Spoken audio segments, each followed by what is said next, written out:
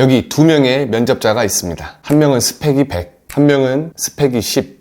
어떤 면접자가 더 여유가 있을까요? 면접관은 어떤 면접자를 뽑을까요? 취업을 하는 것과 연애를 하는 것은 똑같습니다.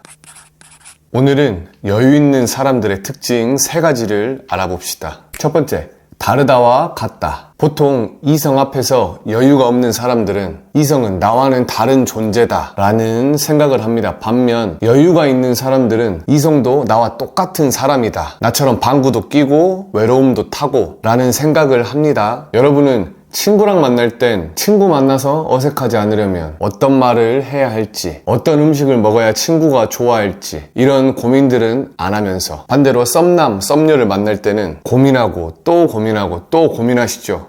이렇듯 여유 있는 사람들은 이성도 나랑 똑같은 사람이다 라고 생각을 하고 편하게 행동을 하며 부담도 안 주게 되고 상대는 거기에서 이 사람이 여유가 있어 보인다 라고 생각을 하게 됩니다. 이런 말이 있습니다. 상대를 연예인처럼 대하면 상대는 나를 팬처럼 대한다. 두 번째, 우선순위. 여유가 없고 조급한 사람들의 머릿속은 연애가 항상 1순위입니다. 예를 들어 연애, 일, 자기계발 같은 순서로 되어 있기 때문에 상대가 연락이 늦거나 날 조금만 차갑게 대하면은 내가 잘못한 게 있나? 어떻게 하면 날 좋아하게 할 수 있을까? 같은 생각들로만 가득 차서 조급함만 생기고 부담만 뒤지게 줍니다. 반대로 여유가 있는 사람들은 연애, 일, 자기계발처럼 동등한 순서거나 일, 자기계발, 연애처럼 연애가 뒷전인 사람들도 있습니다. 이런 사람들은 연애에만 목맨 사람들이 아니기 때문에 상대가 연락이 늦더라도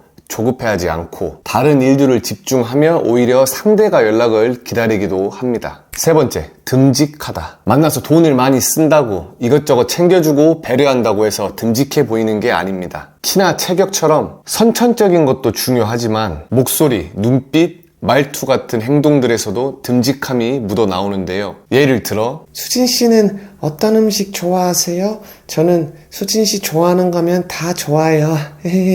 수진씨, 이 집은 이게 맛있어요. 어떤 거 드실래요? 이렇듯 목소리, 눈빛, 말투 같은 행동들에서도 듬직함이 묻어나오고 상대가 볼 때 여유가 있어 보이는 겁니다. 자, 종합을 해보자면 여유 있는 사람들은 이성은 특별하다 라고 생각하지 않고 나처럼 똥도 싸고 방구도 끼는 똑같은 사람이다 라고 생각을 하며 상대를 편안하게 해서 여유, 즉 매력이 있어 보이게 만들고 우선순위가 연애가 아니기 때문에 일, 능력을 키워서 돈에서 나오는 그 경제적인 여유, 자기계발을 열심히 해서 뭔가를 성취를 이룬 것에 대해 뭐든 할 수 있다 라는 자신감이 있기 때문에 거기에서 나오는 목소리, 눈빛, 말투들로 듬직해 보이기까지 해서 누가 봐도 여유, 매력이 있는 사람들이 되는 겁니다. 여기 두 명의 면접자가 있습니다. 한 명은 스펙이 100, 한 명은 스펙이 10.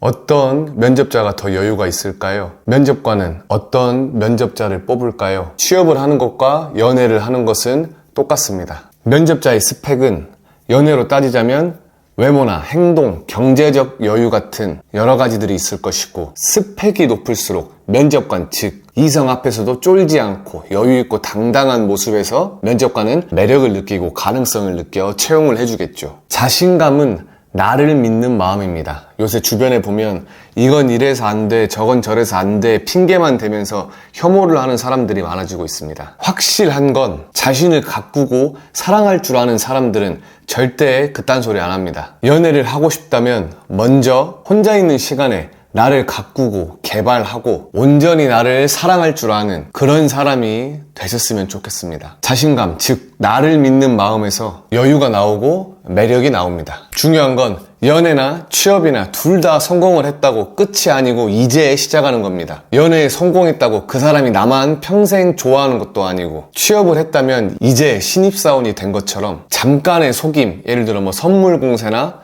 돈 많은 척 등으로 연애에 성공을 했다고 해도 자신의 가치가 낮은 사람이었다면 그 끝은 무조건 좋지 않습니다. 장담합니다. 그러니 내 자신부터 사랑하고 장점을 계속해서 만들어가서 가치가 높은 사람이 되셨으면 좋겠습니다. 가짜 여유가 아닌 진짜 여유를 만들어 봅시다. 구독자님들 사랑합니다.